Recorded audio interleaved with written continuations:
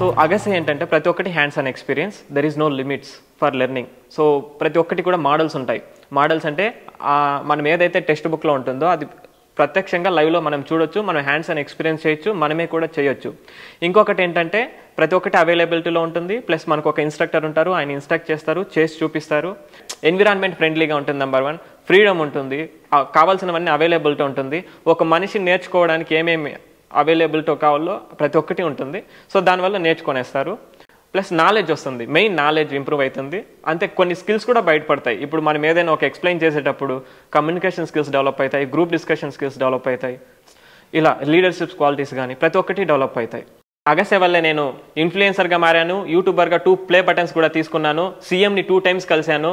ఇలా ఇప్పుడైతే ఎడ్టెక్ కంపెనీని ఫౌండ్ చేసే స్టేజ్కి నేను వచ్చాను. సో ఈ టోటల్ క్రెడిట్లో 100% నా బ్యాక్ బోన్ ఏదైనా ఉంది అంటే నా స్కిల్స్. ఆ స్కిల్స్ రావడానికి కారణం Agasya. Agasya is life changer.